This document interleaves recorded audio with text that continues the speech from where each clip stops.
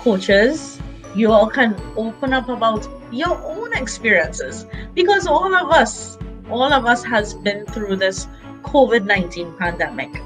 Hey parents, life in sport for your son or daughter as an athlete is bound to have some challenges as well as setbacks. Adversity doesn't exist to bug you down, but rather it's to teach you a lesson. When you wake up in the morning, start thinking positive thoughts. Replace those negative thoughts and those negative emotions with positive affirmations about yourself. Letting yourself be reminded that you're going to have a great day. You are worth it. You love yourself.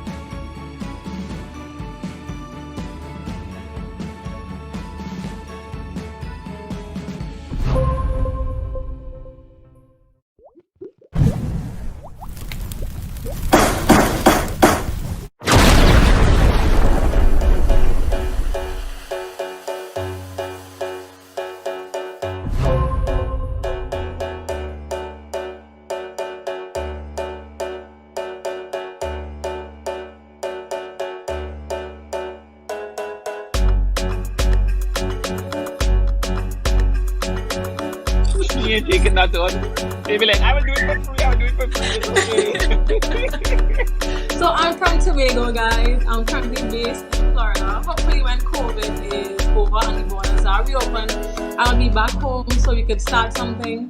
And my IG handle is AziJo7. So be sure to follow me because I post videos every day, my workout videos. So let's go.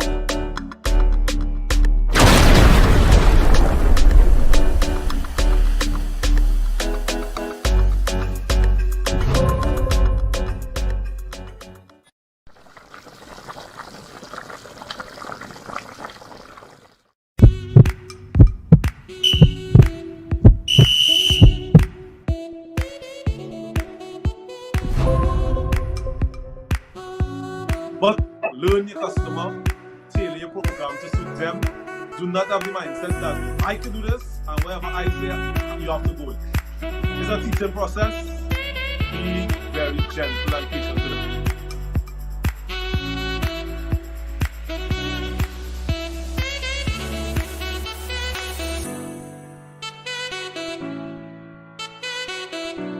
My goal as a coach was always to see swimming develop in Trinidad and Tobago.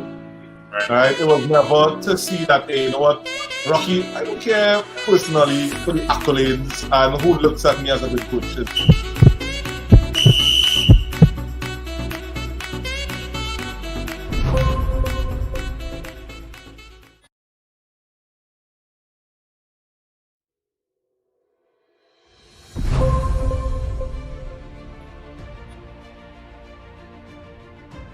I hope in a few years, Siobhan, I will invite you to interview Pharrell when she goes to her Olympics. Absolutely. I'll be there. I'll be there cheering you on. So having the support and kind of encourage. They find out that, oh, it's all yards.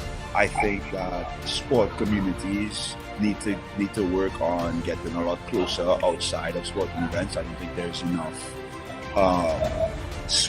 group swimming activities that don't revolve around training. Don't let anything hold you back. Don't let anyone hold you back. Go out. Looking at it as an obstacle today, right? But there's so much more positive you could find out of this. Bad is all about perspective. Swimming for me has given me so much, and my life would not be what it is today if it wasn't for swimming, and if it wasn't for the opportunities that I see when I was in Trinidad. I hear you into the competition soon.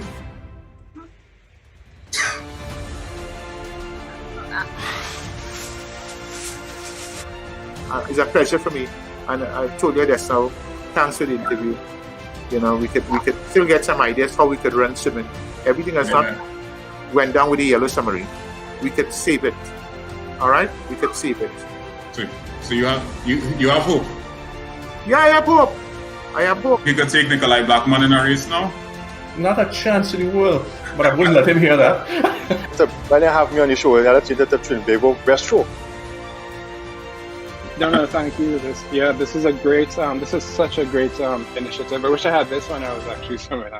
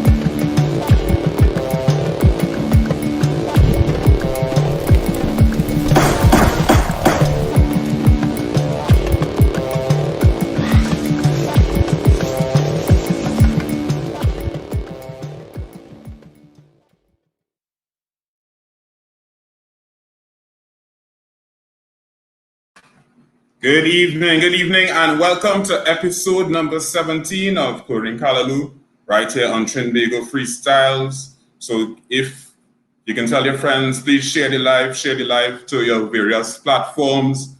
Follow us on Trinbago Freestyles on Facebook and also Trinbago Freestyles on Instagram. So we're going to get right into it. We belatedly sent out what we will be discussing in this first part of the program.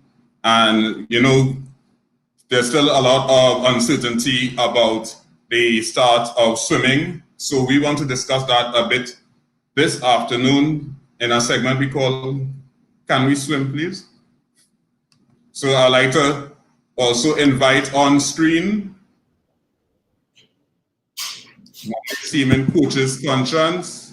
Good evening, Mr. Samlal Singh. Good evening, Jason. Good evening, everyone. It's so nice that when we connect with you on Asia now, it's so seamless. We're improving the time, man. Improving the time. So, welcome one and all to Chlorine Callaloo. As I said, we still have coming up, we have our flashback freestyles, our nutritional nugget, and also we have a special dryland dimensions coming up later on. But now, we really want to talk, and we would like to get also interaction and feedback from persons in the community as well about what's going on with regards to pools. I know there's some uncertainty at this point in time with regards to the regulations, etc. Different persons have different interpretations, but I think most people have been cautious as of now, and the swimming pools seems like it's only restricted to aqua aerobics or aqua therapy, kind of exercises. But I think, on this program, weeks on, and we have been very supportive of the different measures that the government and the Ministry of Health has taken to, combat COVID. But I think right now, at this point in time, I kind of mentioned it last week as well, that the problem that we have going on now, especially young people, they have little to no outlet right now for organized sports. One of the things we have been speaking about in the past is that swimming is within our chlorinated environment. I know that they'll still have associated risk, etc. with it. But have we now come to a point now in this COVID-19 management that we are willing to risk the mental health of the athletes, the mental health of kids at home who right now 8 to 2 studying, limited socialization, and they can't even go out and play a sport. And my thing is, it seems like this COVID-19 dilemma is going to be with us for a while. It's something we have to manage, and we have to learn to live with COVID-19, and we have to know that sport is an important factor. I don't think a lot of people know the amount of people that are affected by this, and they continue lockdown, the sports professionals, coaches, the athletes, and 4 to 5 months with, a lot of people talk about lockdown very easily, but 4 to 5 months people within these fraternities and other fraternities as well, because I know entertainment as well has been hit hard. But swimming is a discipline, and we have athletes who want to swim, both young and old, not just competitive athletes. We have persons who want to get back to learn to swim. We want persons to just break the monotony of this mental anguish that some persons are going through. And I think during the course of this pandemic, one thing I didn't think that was resonated enough is that the need for our young people to be active during this time.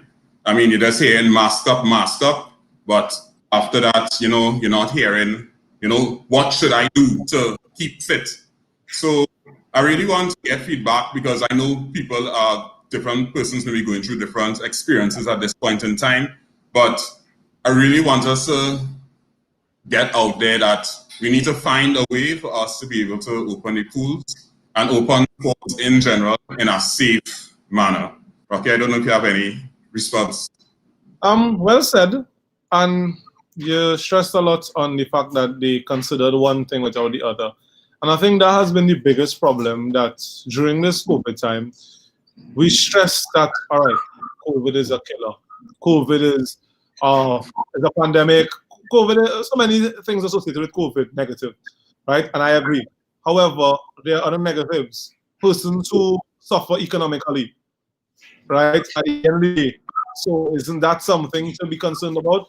Persons who suffer mentally, right? You're making kids become recluse from society. Persons will get involved in, let's say, different sports. They would lose all interest in, you might breed a generation of lazy children because they just realize, you know what, they lose that zeal. Even in general, right? When you go on vacation, it's very hard to start back as adults, right? Mm-hmm. So we had them, they started back, we got them back in a groove, we started to get them back in a groove, then boom, we're young again now. And other measures that are being taken is, it feels a bit, I don't want to use the term victimization, but I would say sort of ignorance in terms of, all right, when I go to Price Mart, there are more than 5 persons in each lane, right? There's no marshal, there is no one there making sure measures are kept in place. However, we're not responsible enough to organize a pool, we're not responsible enough to have swimming programs, right? Everything being in the country is reliant on persons being responsible. And we have shown, granted, that we are not mature enough or sensible, should I say, enough to do that. But at the end of the day, you're allowing so many other sports which are within 6 feet, no social distancing, yet the ignorance of it all, and the neglect, as Mark now said, a good word, because they don't appreciate sport, they don't appreciate what sport does, right? At the end of the day, sport is in the minority. They will see it as we don't need sport because directly, it's not like the grocery where you need food to survive, right? They don't need direct benefits, maybe because most of them are not involved, right? But it's so much now that would be lacking in the lives of children and even adults who swim, right? A stress reliever, a form of therapy. Swimming itself is a form of therapy for many persons, right? So I think the drawing board needs to be relooked, and it can't just be a, you know what, I don't think swimming should be, because I think it'll be more than we could handle with COVID. They need to relook it, and hey, we want to swim responsibly. So what I'm looking for now, earlier today, I saw there was an email that was sent out from the Amateur Swimming Association, and if people will indulge, I'll read. Please note that the executive has written to the sport company with regards to the media release sent on Tuesday, 17 September 2020, regarding granting of exemption to clubs which operate to support sporting activities. Save and accept that such sporting activities are group contact sports and or team sports. ASAT has submitted our previous activity hazard assessment that was sent on April 2020 and has added additional protocols in respect to numbers. These documents were sent to the sport company on 18 September 2020, that was Friday, and we have been informed that it was forwarded to the Ministry of Health for approval. We at ASAT are concerned with the lengthy time our athletes have been out of the water and the long-term effects of this. We are endeavoring to have some relaxing of restrictions that we face currently. We ask that you work with us as we do our part, not only to flatten the curve, but also to see our sport survive this trailing period. Thanking you. So that was ASAT today sent out a message to its members concerning, basically they have sent stuff and we're just in this time waiting for a response. So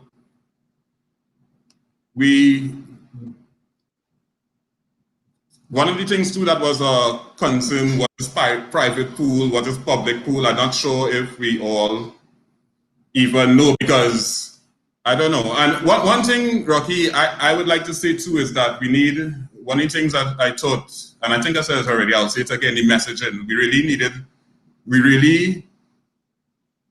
You see, when you're reading something, we are not legal minds, right? And when you're reading something, everybody has different interpretations of the same document, right? And I think if the leaders would say, we can swim, or we can do tennis, or we can do this, go out and do this, to send that kind of messaging outside there so that, people know that a part of this thing is keeping active. Yeah. So, I mean, there are those who may know, right now we don't have a dedicated line per se, but there are those who know how to get through to me if you wish. We are entertaining comments, etc. Regarding the topic, if anybody has any comments, I mean, they could also private message the page as well. But yeah, we want to get some interaction on this topic. I'm seeing some comments here: sports breaks racial, social, and even financial barriers. Right? So, yeah, Rocky, I don't know if you have anything to add on the topic with regards to the opening of the pools. As you said, I have been in a confused state because I'll watch around the country.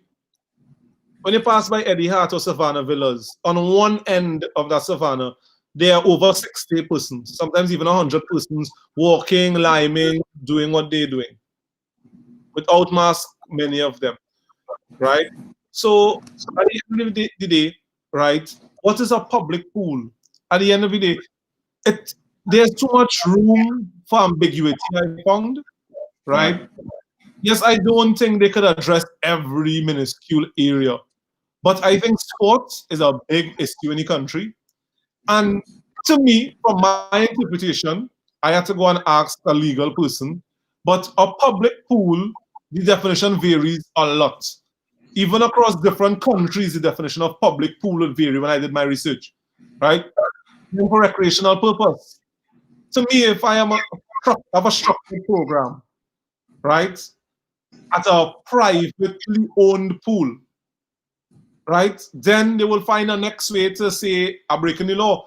But I think personally, within reason, I was right. I mean, I have not done it, but I thought of starting back the swim club at a private facility, right? Because it's not for recreation, right? But then at the end of the day, we all fearful of the redress or the lashback, and we want to know what's going on. Yes, you have now and then the media will ask questions if persons who are fortunate enough to get through to them. But at the end of the day, they don't give us much to work with. We don't know when this will end. If they continuously say, so let's say we clear next month and the cases have gone down, right? We open up swimming. Then cases rise again. So we have persons coming in illegally, as we have noticed in the country, as the next discussion. But are we going to then close down the country again? What are we going to do? Are we continue to be stuttering? And I think we need to do better. And I asked, I mean, for some reason, sport is always, you feeling like, well, I was never athletes, I'm telling you. But you feel like when you was younger and when you do something wrong and your mother say, you can't go swimming. If you don't do that, you can't go swimming. It's like we're in the naughty corner for 5 months. Yeah. Yeah. We're in the naughty corner for 5 months. You don't know when the punishment going to end. And then, honestly, Rocky, it has also revealed, I mean, in business-wise, it also has revealed certain things to us too, because, like, for example, just an association, there isn't an association of learn to swim clubs. There isn't an association of pools. So everybody is calling everybody, trying to figure out what to do and waiting to make the first move. And I mean, it reveals on our side, I mean, the years of doing whatever we have been doing that, we still have a very long way to go as an organization as well. Yeah, we need to value the power in numbers, right? At the end of the day. When I saw the notice come out initially, I told persons that I am sure it is because some influential persons or persons who are in a position to make decisions missing golf, or they want to get back involved in certain sports. Swimming doesn't affect their life, right? And the bit bickering by one-off persons not reaching their ears, it getting sorted before it reaches onto their tables, right? So, I mean, I applaud what the program is doing, but I do think that the current association, or we need to find a way to get a voice that could be heard, because I don't think we're being reasonable wanting to get back. We have enough around the country. If you are serious, you find ways to designate pools to certain clubs, or you find times to designate. Person schedules are a little more flexible now, or we could find ways to do it. But I'm not seeing any effort, right? Whoever's in charge of sport, right? I would have thought that, all right, elections has come, elections has gone. What are they doing now to find out how are sporting organizations getting through, right? We respect, yes, running, but how are sporting organizations getting through? We had CPL, right? Yes, they were in a bubble, but imagine an event like that, they found a way without anybody coming and ticket sales to make it happen, because at the end of the day, they realize the value of that, the value of cricket. Other sports have value. And I think too, and coming back to us too, and is the whole, and this has nothing to do with PNM UNC, it has to do with Trinidad and Tobago and the whole perception of sport and how we value sports as an organization. I mean, only normally in Trinidad and Tobago, normally when a team is reaching to a point where they could win, that's when we start to support. Or those things are, I mean, it kind of has us in it, because if we don't value sport as people, I mean, at the end of the day, I mean, if you look through even the press conferences, there was no time that the Minister of Sports was a part of the press conferences, as far as I know. I could be wrong. But it has not been I could be wrong. But it has not been something that has, been resonating throughout the course of the whole pandemic. And are they wrong, or are we wrong? Because at the end of the day, they know no better, right? Maybe we need to take it a step further, right? Everybody's fearful of the repercussions, but we don't know what we will be penalized for, because as far as I'm concerned and many other persons, I think we're legal to swim. But then when you hear from this person, you hear this clause or that section, it has a little piece that kind of alludes to the fact that you can't, and it's like, oh my gosh, we are trying to take time. Or you listen on Saturday. During the pandemic, I had the time to listen on Saturday, and they say, yes, we could open on Monday. And when Monday regulations come out, it's like, report, yeah? Yeah, but I would like to, I don't know if the ministry has to reach out to the national sporting organizations to ensure that, because our next thing, I mean, what have we been doing now, right? Swimming is not the sport like everywhere else. I mean, you need to swim in a pool. You need to be, the coaches. I mean, there's so much dry land. We can't afford the virtual classes. We don't have that convenience. I made a comment in a previous J's Justice that, that's one thing about swimming. When I was employing people to wear their mask and to wash their hands, I was saying, unlike other people, I mean, we can't, there's very limited options for virtual learning. Yeah. I want people, some of the doctors that I'm talking to, right? None of them are going to do virtual surgery, right? Yeah. And coaches, to me, you can't teach that. You have certain things they can't teach virtually, especially in swimming. And I mean, I equate a coach to a surgeon. Yeah. And we have respect for ourselves in that kind of way going forward, so that we can demand of the powers that be that sport is something that is important. There are people who are employed by sport. I've heard about maxi drivers getting money. I hear about coaches getting money. Sorry, not coaches. For people in culture getting money. I didn't hear anybody say, "Hey, what about those who teach sport?" So, let me just see if we have any comments here. Mark made a comment about sport being an outlet. Right. And as it, well, somebody else is saying, who's going to drive the need of the swimming community? Well, at the start of it, we did read a message from the Swimming Association that reached out, and well, they said they submitted guidelines. So hopefully that may have answered that. But at the end of the day, I think, let's put it this way. Almost every other day, the bars are open, right? And you're hearing the Bar Owners Association. That's it for me. So I don't know if we need to become a little more aggressive in our approach at this point in time. Rock? Yeah.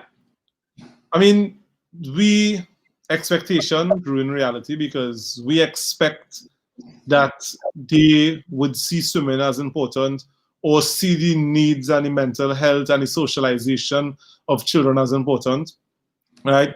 As bad as COVID is, there are other issues that are equally or even worse on long-term effects in children, right? And there are safe ways to do it.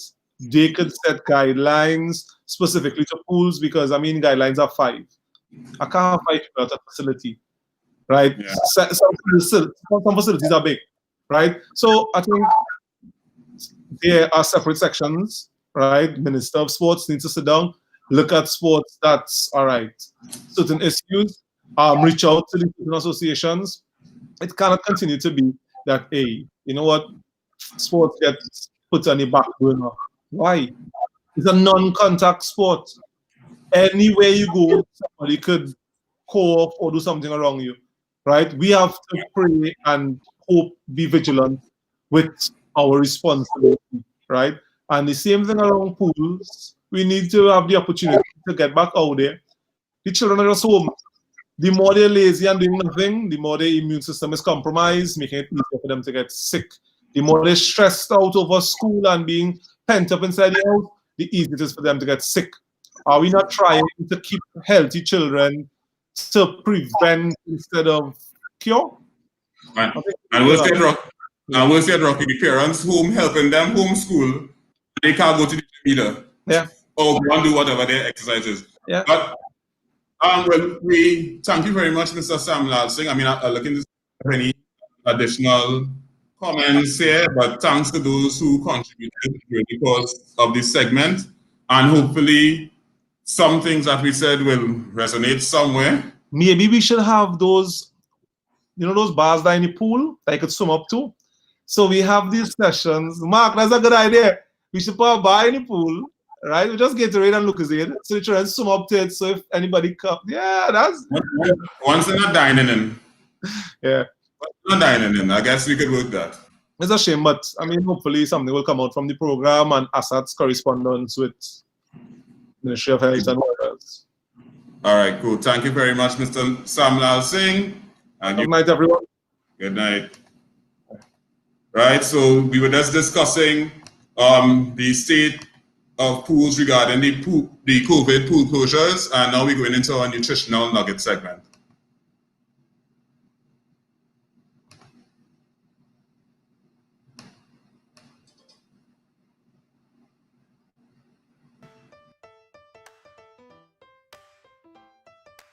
What's up, guys? Yeah, from the Classic Bodies Wellness Clinic, and today we're just gonna speak about the importance of proper balance within your diet, proper nutrient intake within your diet for optimum sport and performance, right?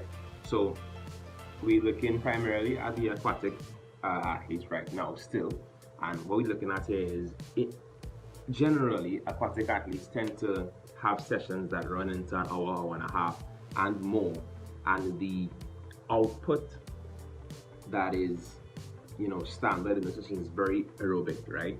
You go up way up inside that VO2 max range, and that means that you're going to be using up a lot more muscle glycogen than someone who is just doing 50 minutes of somewhat exercise that is not as aerobic as aquatic. So that being said, you as an aquatic athlete need to be mindful of how much carbohydrates you intake. It's going to be a lot higher than a regular other athlete. Your protein intake needs to be 1.4 to 2 grams per kilogram of body weight. That's pretty standard.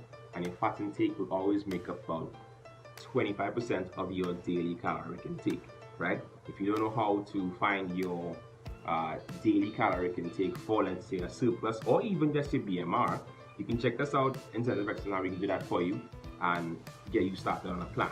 Now, as an athlete who is performing very aerobic exercise, you're going to be looking for a diet that is giving you enough exogenous carbohydrates, which means that it's external carbohydrates from your diet, so that you can now perform optimally all the time, right? And that is critically important for athletes who are performing in that very high aerobic range. And we don't want athletes in that range of VO2 of the VO2 max and the intensity that you're training at to be underfed and underperformed, right? Now, research has shown that generally protein intake stays relatively standard when it comes to athletes, but it's more important for individuals looking for the changing of their body composition, right? That's when you tend to go a little bit above and beyond the standard range of 1.4 to 2 grams per kilogram. You could even go up to 2.2 grams per kilogram, and sometimes depending on the sport, again, the sport is what matters and what is the end goal. If your end goal is performance, then you need to be having a lot more carbohydrates. That's simple, right?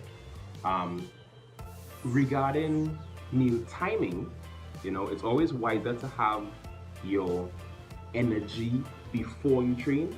So if you're gonna train in like an hour's time, you have a higher carbohydrate meal with protein in there, because that's gonna help with muscle wasting, muscle repair, and you all need to have balanced meals throughout the day, right?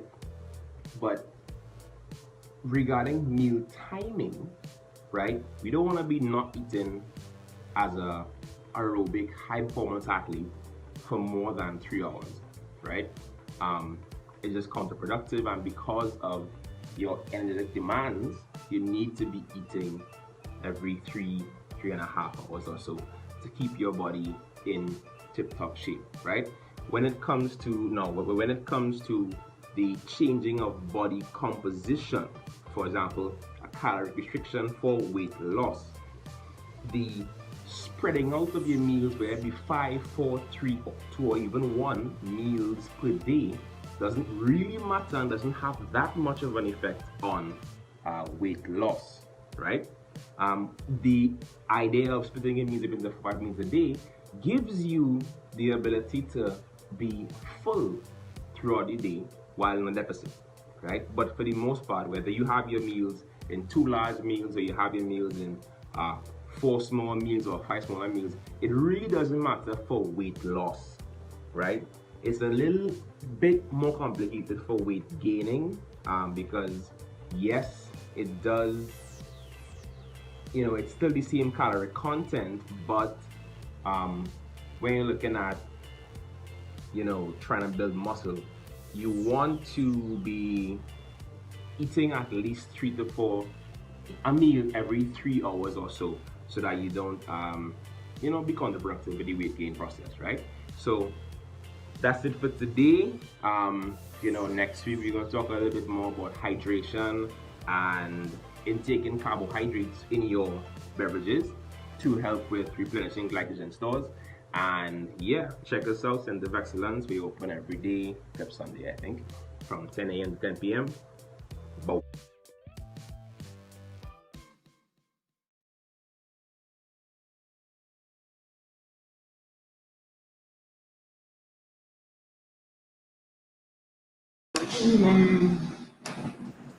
Good evening, Camille Chatur. Are you hearing me?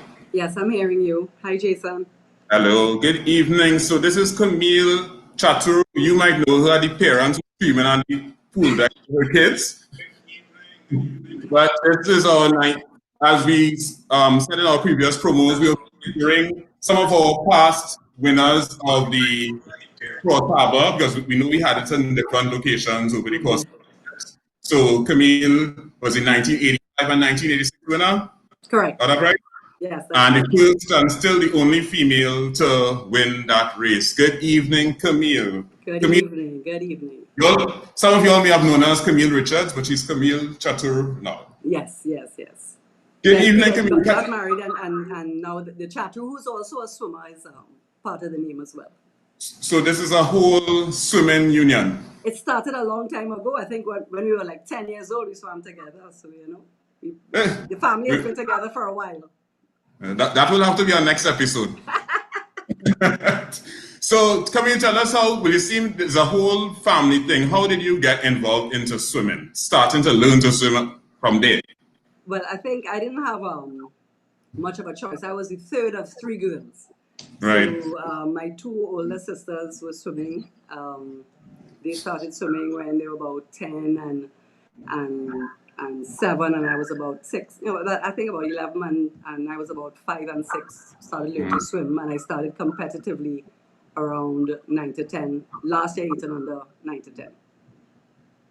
All right. And remember that first national team? Definitely. I think that was a CISC in Puerto Rico. That was my first national team, swimming 10 and under. And I know you would have had quite a few national teams, but you could identify like your most memorable experience in your career? I think that one, I could tell you why that one was very entertaining, because that was a very big team. I think we had about 40, between 30 and 40 swimmers. I was young in the national team, so we had all these big swimmers. Rhett, who you had on last week, probably was on that team as well. We were the babies. Right. So we had all the indoctrination international team. So you had the pasting of the toothpaste. Don't even think that you could go to sleep at night and expect to come out with your face still intact.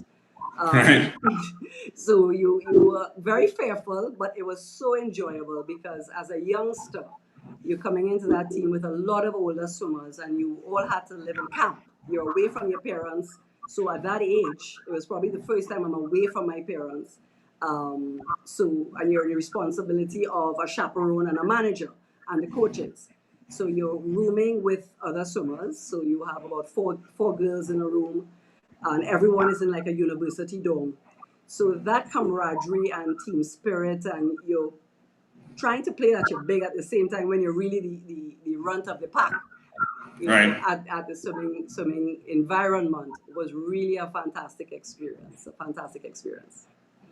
So that was one of my most memorable experiences. And as you said you didn't have a choice. Is that Chlorine had no choice either? That is actually very the opposite, because very often you find as swimming parents, when you grow up in swimming, I never felt pressured into swimming. I loved it. I did both ballet at a tender age and did swimming. I really wasn't good at anything else but swimming, so I happened to stay in that route. And I did the same thing for the children. We had Graham used to do karate, Jada did dance. They did different things as well as swim. When they got to the age of about 11 to 12, we just said, okay, well, we have to take a choice now. Which one do you want to go with? And they stuck with swimming. But we were never those parents who will say, you have to do this, you have to do that. Swimming is for the long haul. You want to ensure that at the ages of 9 to 10, all the way up to 14, 15, 17, that is something that you want to do. The children want to do. And our role is just to motivate them and keep them inspired. I'm guessing the double dose of DNA helped too. I think that was a good assistance, because interestingly, in that national team, Dominic was also on that national team, and I believe he won a gold medal in the 50 freestyle for 10 and under boys in that CISC. So he was really a very fast swimmer. So I think his DNA really came into play here. This really sounds like we need to have a next episode of this. So how I understand you also did coaching as well. Yes, when I got back from school, from university, finished, I naturally went back to my club, Marlins. I have only been in one club all my life. I started in Marlins Swim Club, and my kids are continuing there. So I came back, and to me, it's important for the swimmers when they go and they come back to come into the same environment, to motivate the kids, give back to the community. So I started back, helping out little Learn to Swim. Then I started, doing the introductory to lane 1, lane 2 competitive swimming. And I had some nice little swimmers. I mean, you had Matthew on your program the other day, who was really, really very good swimmer as well too. He was one of my little ones. And I mean, I used to see up and down the pool deck. Well, I say that, but I never knew. I learned from this show. Never knew you were a coach, and I learned from Matthew. Yes, I had I did the 10 and unders for Marlins, so I actually handle all the 10 and unders. So you're a coach, a mother, and a customer. How conflicted do you get at all when dealing with? How conflicted do you get when dealing with your kids? You know, it's interesting because I try to stay out of coach mode unless I am asked with them. Right. So if they would come after a race. You have seen me on the pool deck. I don't think you will find a bigger cheering section. Yes. I remember who was it? Graham or Jada was telling me one of their races at Marlins. I was helping in the cafeteria. And he says, during my race, all I saw was this crazy lady with an apron running up and down the pool deck. Because I know how important it is at that young age. And they were really very competitive at that time. They would make the C final or the first heat of a heat of 5. But to me, it was all about you do your best at any time that you're going to do it. You finish your race. Once your time has improved and you've tried your best, I will be your biggest cheerleader. And that's how both of us have been around the kids for the entire period. So you would see them win a race of the slowest heat, and we will be jumping up and down like it's the Olympics. Because it's a lot of effort out there and it's a lot of hard work. When I look at swimming, there are not many sports that will require the discipline of waking up in the morning to go training when you're at that level, or even when you're in the learn to swim level or the now starting competitive level, every afternoon, from 4 to 6 or 5 to 7, your time is completely taken up. So for a child to really commit to something like that, it has to be because they want to do well. They're not doing it just to go and slack. They obviously want to do well, and they are putting the efforts. They're not just wasting time. So as a parent, my role, what we've always said is we will encourage you, but we will tell you when you're doing nonsense, because at the end of the day, it's also a commitment for the parents. Correct. It is a big commitment for the parents. I grew up knowing what my parents did. I mean, we saw it as a family. Our social life was the pool, and my parents' social life was also the pool, because that's where they spent all their time. So if parents are involved this much, we need to ensure that the kids understand what the level of commitment is, and that this is something that they want to do too. So it works. Two hands have to clap at something like that. But it's pure encouragement. It's not constant coaching. It's my kids will tell you when they come and ask me, what do you think I should do? The first thing I tell them is, have you spoken to your coach? I am not a coach. I am not your coach. I will tell you, what are your times? What are you supposed to be doing? What did your coach tell you? So your first feedback should always be, talk to your coach. And if you have any questions, then you can come and chat with me too, if you're not understanding what the coach is telling you. But there's a coach and there's a parent, and never the two shall cross. I hope our parents are listening. I hope so too, because it's tight, it's hard, because as parents, you sit down and sometimes you read, you invest, and in our cases we've been through it, so we do know. But you need to ensure that swimming is a science. It's a science. So if your coach has your child on a program, your child has to commit to the program and work with the coach on the program. You cannot be given a different program or a different dialogue. Because once you start to get involved with that relationship, then the child sees that I could have one option or another. And therefore they find that loophole where it becomes the slip between the cup and the lip, and you don't get what you want from either. So you've entrusted your child with that coach. Let the coach do the job. Let me come to this open water now. This 1985, 86. Did you plan that? No, no, not at all. I think I was fortunate. I was training with a good bunch in Marlins, and Richard Knox was my coach at that time, and I trained with a lot of boys. So we all went in, so I went into the race, and I just kept doing what I was doing in practice. You take it out hard, and you just keep accelerating, and you go one after the other, and you stick to your game plan. The thing about open water, it's not quite a build swim. It's a swim where you have to take it out at a certain speed and then settle in to an gradually increasing speed. But you have to get yourself going first at the start. So people would see it as a sprint at the start, but it's not a sprint for a very long distance. The critical thing is that you have to have the conditioning in. If you don't have the conditioning in, you can't do it. You can't do it. So I really enjoyed swimming those distances. I enjoyed the long distance training. I enjoyed putting in the mileage. So coming to that open water race was really a lot of fun. So we took it out as a team. We had a lot of fun while we were doing it. And then I realized I was almost in front. I had a couple of guys in front of me still, the first time I was swimming it. And I said, wait, I'm not tired. I'm going to keep going. And you just keep going and you keep accelerating. And then comes a lot of strategy, because being a girl, being younger in that case as well than the boys who were ahead of me, and of course naturally not as strong, the first thing they do is try and draft off of you. So you have to understand the technical nature of that race as well. You do not allow people to draft on you, especially when you are not a sprinter, you are not as strong, and you are not as big as the other individuals. So you have to move yourself away. So I found myself starting to do a lot of strategic thinking there. Move yourself away. They will try and come on top of you to draft on you. Move yourself away, because I knew if it came down to the end, I can't outsprint them.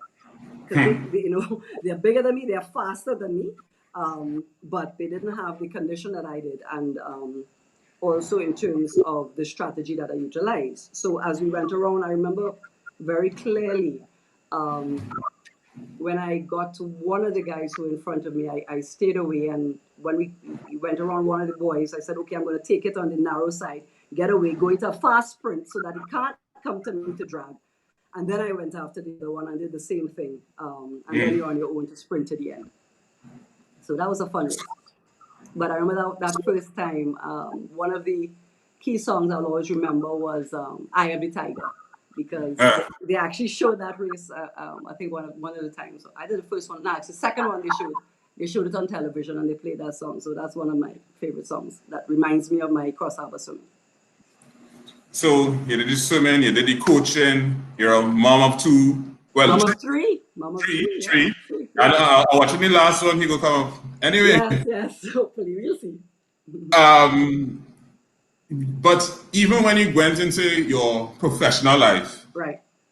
For some reason, I mean, I am one of the people who would do it. You pick up the phone and say, Camille, I can get this. Yeah, and Camille, I can get that. And we'll talk in between, but it'll always have a yes after. And you all don't say that too loudly, please. Don't say that, don't say that too loudly. Well, it's at the front time that. No, I think it's important as companies and where I am as well.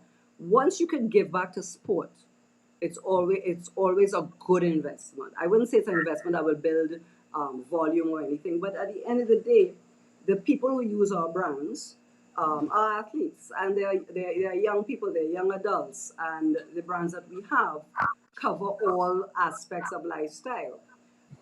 So to me, when you look at corporate sponsorship, what I think we need to look at as a swimming body or any athletic body is not just, let's move beyond saying I have a meet and I need drinks or I need food or I need snacks. Let's talk about partnerships. When you look globally, you look at the partners for Olympics are always the same partners. You look partners for World Cup are the same partners. You look at the partners for all the different sporting events. That's because it's the essence of a partnership where the body is working, has made a decision to work with these group of brands or these groups of companies throughout their entire program. So it's not a one-off. That way, there's a mutual benefit. So as a body, what we should be looking at is what is the benefit that you can bring to sponsors as you go for sponsorship. So The benefit could be that the program for swimming for the next 2 years is X, Y, and Z. These are the events that we're having. This is how I would like to partner with you on your brands, and in return, this is what we give you. And that is what a lot of the bodies should look at as to how they integrate with corporate sponsors. So people, y'all are getting some additional tips on how to make yourself stand up among the rest. Mm-hmm. What? You coming back for masters? No. That's a short answer. Next. The reason being, reason I stopped swimming is because I injured my shoulder during my university years. Because I started off and I swam for Howard University, and I did that for a couple of years, and I had an irritated rotator cuff that it reached a stage where I was working with it, but it came to a stage where surgery or no, and I was not having surgery. So that sort of said, okay, you know what, it's time to hang up the swimsuit and the goggles. So every time I think about masters, I mean, I would love it. I think swimming is the most beautiful sport that there is. There's nothing better than getting in a pool and really stretching out your muscles and moving and gliding through the water. It takes a lot of technique. People think that swimming is natural. It's not quite that natural. When you get in a pool and you start to swim, you realize the coordination that is required and the technique, and it's really a beautiful sport. So I do miss it, but I get a chance to watch the children do it, so that's fine. Okay, now we run out of time, but I can't mention Howard, and I can't leave you without talking about Howard, because I think you may still have a record outstanding there. I was hearing that. I don't know what happened this year, but up to last year, I was hearing that I still had the 500-yard. Last year before, I still had the 500-yard record. I must check that to see if it's still standing, and that was a few years ago. Well, a few years. Yeah, a few.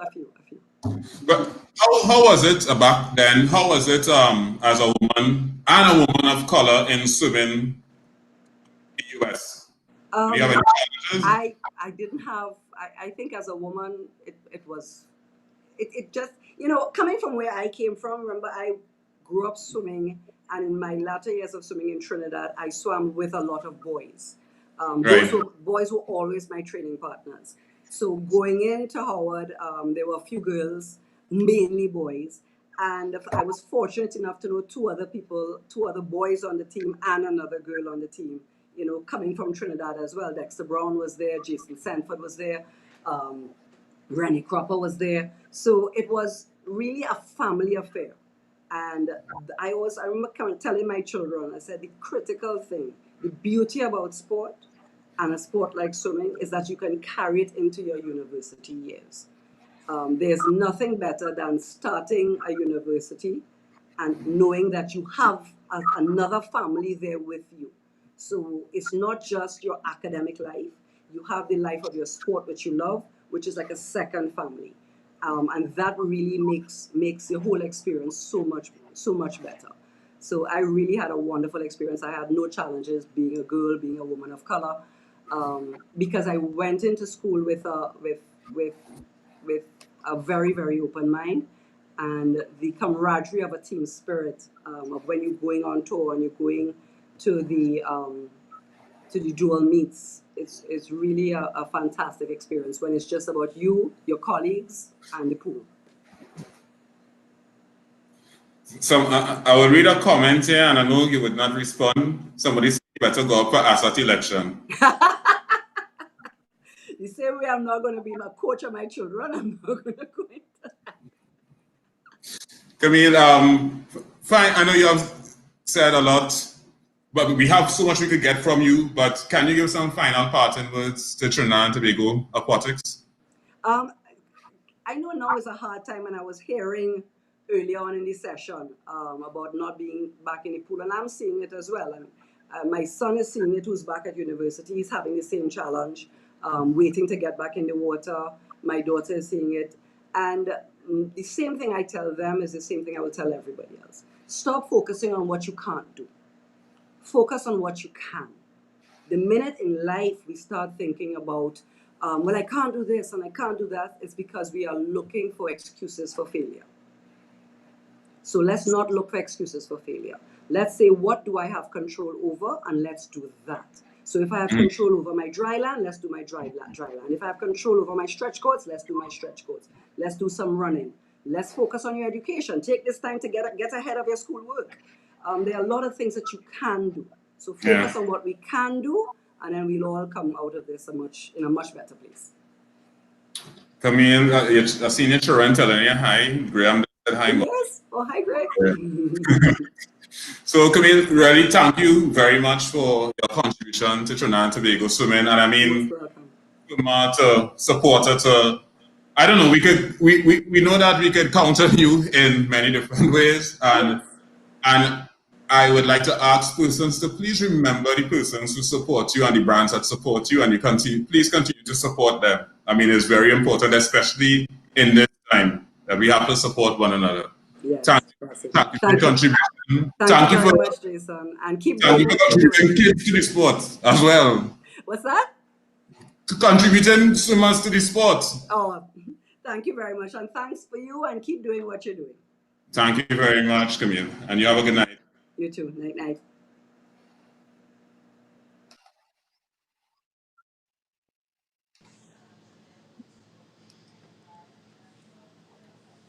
Hello, Asia Joseph. Hi, Jason. I could hear you on the first attempt. Oh my gosh, presently. Is it praise? Is it praise? All right. Is it praise? So, I'm not here tonight. Just Dryline Dimensions is yours. Mm-hmm. I just wanted to say. Okay. So now we'll take you on to Asia and Dryland Dimensions. So I'll start to bring in your guests, right? Yes, bring them in, bring them in.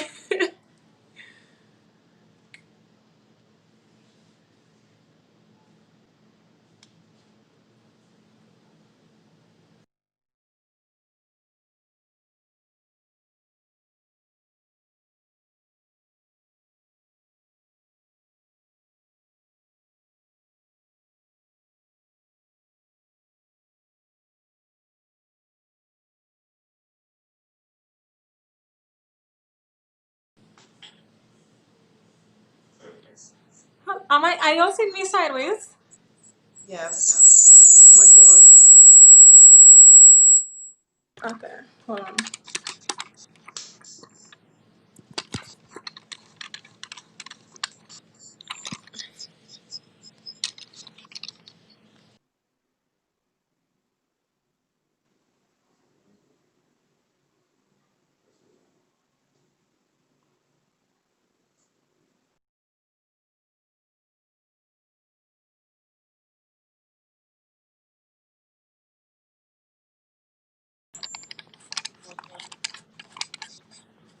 All right. What about now, Donna? Hello, everybody. Can you all hear me? Yes. Okay, Donna, can you hear me? Yes, I can. Am I still sideways? No. Okay, good. All right. So good night, everybody. And tonight we have with us Donna Marie Wickham and we have Rajan Chen, who are both past. Can I say past swimmers? Do you Yes. Yeah. Pass. Okay, so past swimmers and current athletic trainers. But Donna is gone. Okay, so Rajan, how did you get involved in athletic training? Well, basically, I had an accident in 2010 where I had to do like months of rehab, and I kind of fell in love with rehab from then. And when I went to school in South Carolina, I was introduced to athletic training, and it's hard work, but fell in love with the career, and yeah, never looked back. And what college did you go to? Limestone College. Limestone College. Donna, isn't that the college that you went to? Yes. So All I know. Exactly, Limestone University now, to tell you how old I am. Yeah, boy. So Donna, how did you get into athletic training? How did the connection take place? Well, in secondary school, I was for Cape. I was actually first year Cape, I think. So I was studying accounting, MOB, and economics, and I just didn't see myself. I didn't see myself behind a desk for the rest of my life, and I was an athlete, and there was nothing in Trinidad I wanted to do. So me and my mom was just looking at schools away, and I actually found Limestone College. They gave me the best deal, and they had athletic trainers say, why not try it and see? Because already an athlete, I need to take care of myself. So learn more about it, and just to go from there. Nice. So yeah, I know Rejan, you all both went to the same school, but so Donna, you have a recruitment program. Like, what's going on? Well, what happened was I was going to Trinidad and Tobago. Because I know at least two more athletic trainers went to Limestone as well. No, Or not one us, more person. just Trinidadian. So Just I Trinidad. went, Okay. yeah. So I went first, and they really liked my performance and whatnot because they thought was training in Trinidad was different back then. Mm. And obviously, when you go to the US, it's completely different. They have a strength and conditioning program. They have everything laid out for you and all this stuff. So obviously, the progression and the improvement was crazy. Like I dropped like 3 seconds in 100 in training. So and after I was the first person in the history of Limestone to go to nationals. So after that, and then my friend Renee Pouchette wanted to come as well. She wanted to come and study as well. So I told them, listen, I mean, you saw my improvements, so let's just go from there. And they help and they talk and just continue and roll over and roll over. Nice. Well, thank you for that. Thank you for bringing in other nationals and stuff like that. So, you mentioned like your program had like strength and conditioning coaches, athletic trainers, stuff like that. What is your role? Because I know a lot of people will come to me and tell me, okay, well, my hand, something wrong with my finger, if you could fix it. And I'm like, well, that is not really my job. Like, I'm a strength coach, so I can't fix that. And I'm pretty sure you all probably get the same thing in your fields where somebody might come to you and ask about something, but it's not under your scope of practice, as we call it. So, what is your role as an athletic trainer? What's your Well, so basically, in Trinidad, a lot of people don't know, and the Caribbean, a lot of people don't know what athletic trainers do. So they just think associate to strength trainer, personal trainer, all that stuff. Athletic trainer is an American degree that we have received and whatnot, which we do clinical diagnosis, we do rehabilitation, return to play, assessments, all that stuff. We also have to deal with Preventing injuries too. injuries, all of Yeah. that. So it's just the program we went through was extremely harsh in Limestone College. To say the least.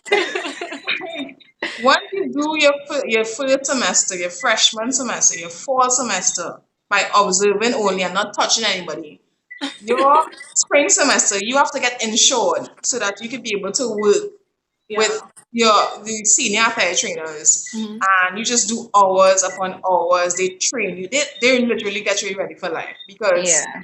when you study in that, well, in Limestone College specifically, when you study there, when you come outside, there was nothing you couldn't do. Because they just made sure you They did drill you. awesome. Boot camp. Yeah. Well, that's 3.5 excellent. years of boot camp because the first semester was just observance. So Yeah. So that's excellent because I mean now you all are both thriving in athletic training, with the latest experience being CPL. So I'm gonna start with you, Rayhan, since you're the baby to CPL. Yes. How was your first experience, being in a bubble, being in like such a big tournament like CPL? How was your experience? Well, it was eye opening. It's a lot of work. Which I expected it to be. It wasn't a normal CPL because as you said, it was in a bubble, the games were cramped together. So it was a lot of non-stop work. But it was really enjoyable, and yeah, I enjoyed the experience, and hopefully they want me back. A banter here.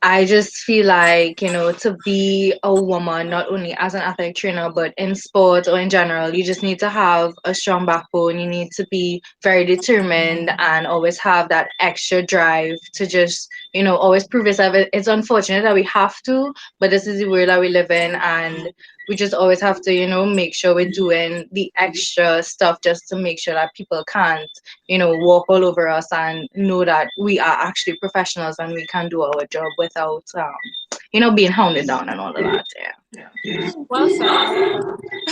So we're just gonna wrap up, and I just want to say, like, I'm so proud of you guys. I think everybody knows by now that I'm a big advocate for women in sports.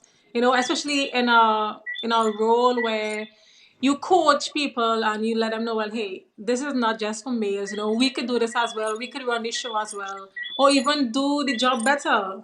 So I'm really happy for you guys, and I hope that other women listening, or young girls or whatever, and I hope that it's refreshing to see more females in sports and making waves. So I want to thank you both for coming. Rachel, where are you located now, and how can we contact you if anybody is interested in your services? Well, right now, I'm located at Aldous Performance Evolution, which is in Woodbrook. So, we're on Instagram. I believe we're on Facebook. So just, search us up, Aldous Performance Evolution, and y'all can reach out through there. And Donna, same thing. How can we get on to you if we're interested in your services? Well, I work with University of Toronto Tobago, and I do private jobs sometimes, but of course, I have my side business, the last of six. So depending on time is my problem. I like to be committed to what I'm doing as well. And hopefully when sport opens back soon, I'll be more focused on working with University of Toronto Tobago and pushing their agendas going forward. Okay. But Rachan's always available, you can hit her up, That's good work, man. Aldous Performance Evolution, right? Aldous Performance. Yes, ma'am. And please note, please note, as athletic trainers, we actually had two other athletic trainers in team. So out of the 46 physios of the tournament, 4 were athletic trainers, 2 males and 2 females.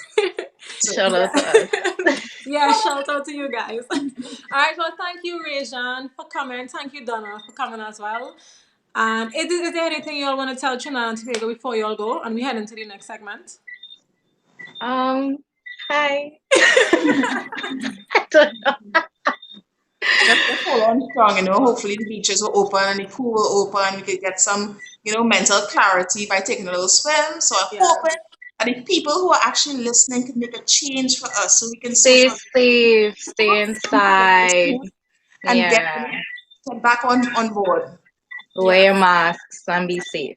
Yes, totally agree. All right, ladies. Well, thank you guys, and stay tuned for the next segment because we have a special giveaway. So don't go anywhere. All right, back to you, Jason. Bye.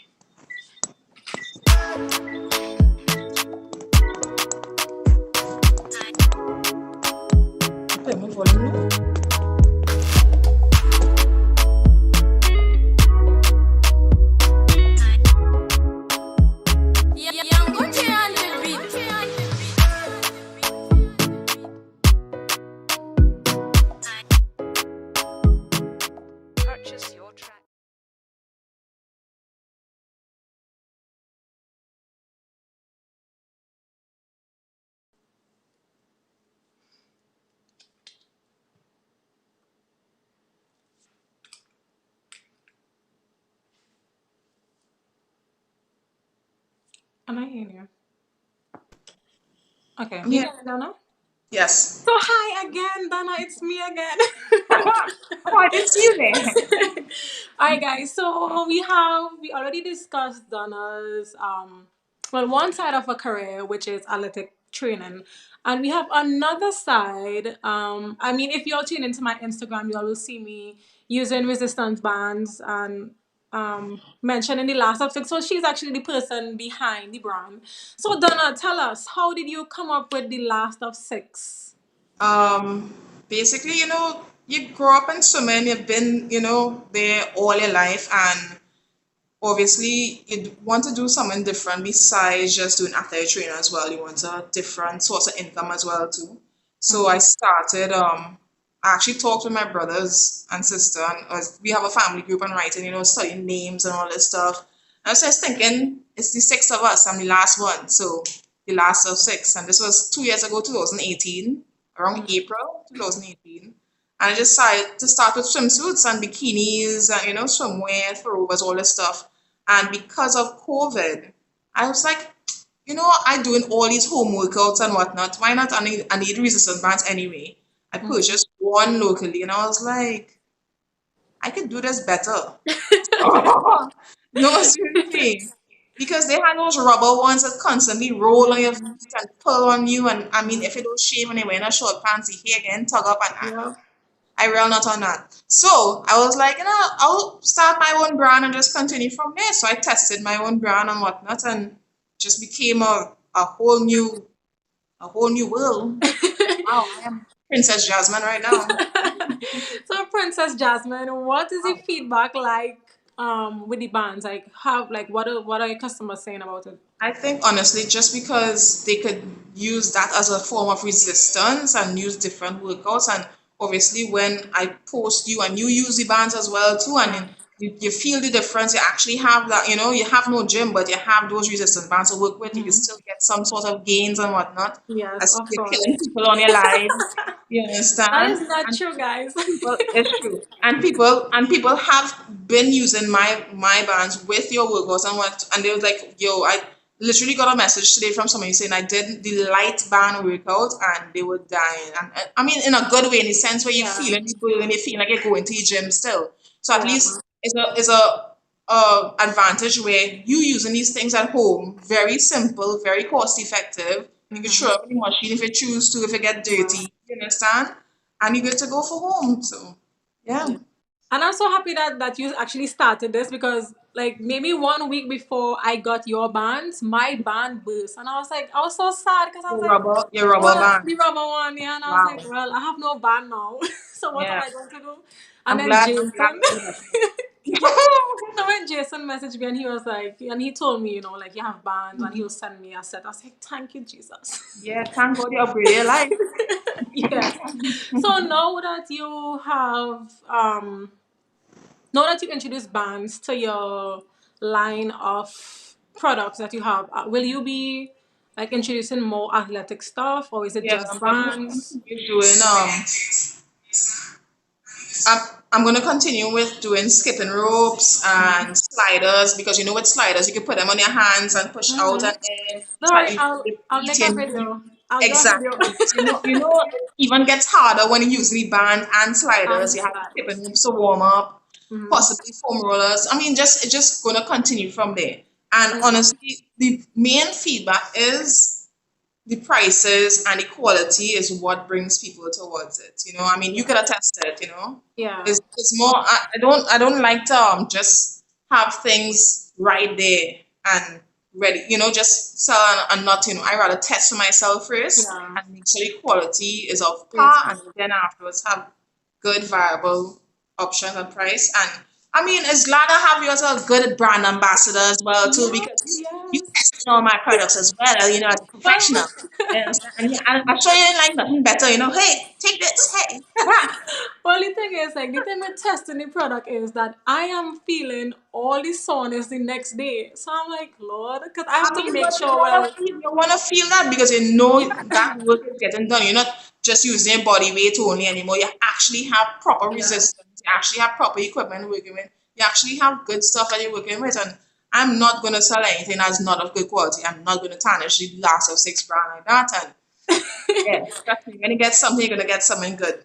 Yes, because I always tell people, do not underestimate resistance band. Yes, it might be tiny and light, but I think once you know how to use it effectively, bands could do so much. They could improve strength, mobility, flexibility, because I even have functional training. I even have instructions in there, with certain exercises you could do as well too. It has so many things you can do. You can use even on your wrist when you're doing planks. You can do a lot of things. Well, that's it. So before we go to the giveaway, I have one last question for you, right? So you said you are the last of 6, but are you the best of the 6? I mean that.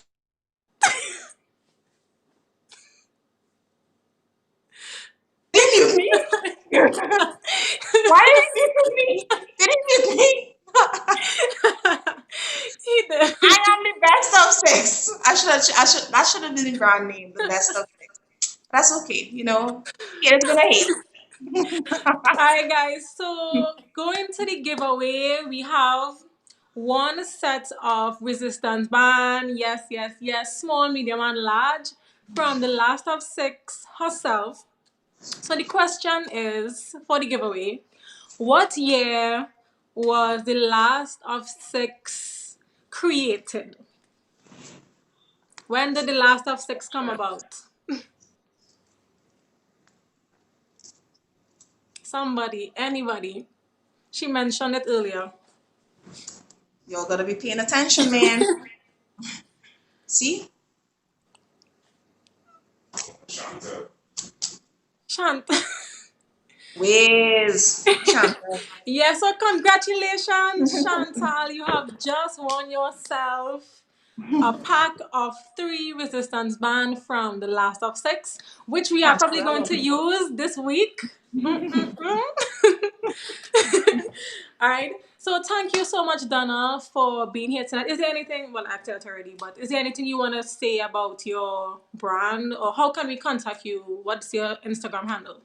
Instagram and Facebook is the same at the last of 6. And you could also send an email to the last of 6tt@gmail.com, which is on the actual package.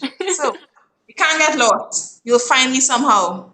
Yes. And I'll bring your bags or Yes, TT and post. I will definitely be And sure to plug you in as well. Also, we will continuously be doing from time to time discount codes when you log into Trimbrigo Freestyles, and you could buy directly from Trimbrigo Freestyles using the discount code. Yes, and my Instagram handle as well at AziJo7. So be sure to be on the lookout for that, guys. Again, if you want your band, you could look out for discount codes. Plug Donna, the last of 6, Trinbago Freestyles, or like I said, my Instagram. Right? And so that concludes tonight's show. I want to thank everybody for tuning in. Thank you to Camille, Yanviel, Jason, Rocky, and Rejan, who was here earlier with us. Thank you for always tuning in, and be sure to see you guys on Saturday, 9 a.m. You know, yes. So this weekend, you guys are gonna be using bands. So work with your resistance bands, okay? If you have 3 and your friend needs to borrow one, lend them one, because you're gonna be using it this weekend at Let Me Go at Azzy Joe. Finish it by their own set, you understand? Because you need COVID, we can't have the cancel set. COVID. Okay? You know what? You're Have right. your own set of 3, you understand? And because you don't know how the workers will change, where you need to interchange bands. You're right. You're right. So then, guys, scrap that. Get your own set and see Social you distance, your own guys. set. Yes. So I'll see you guys on Saturday. Please God at 9 a.m. And so have a great night, Trinidad and Tobago. Stay home, stay safe, and hopefully we'll see you soon, and we will be back out soon to the pools. So good night.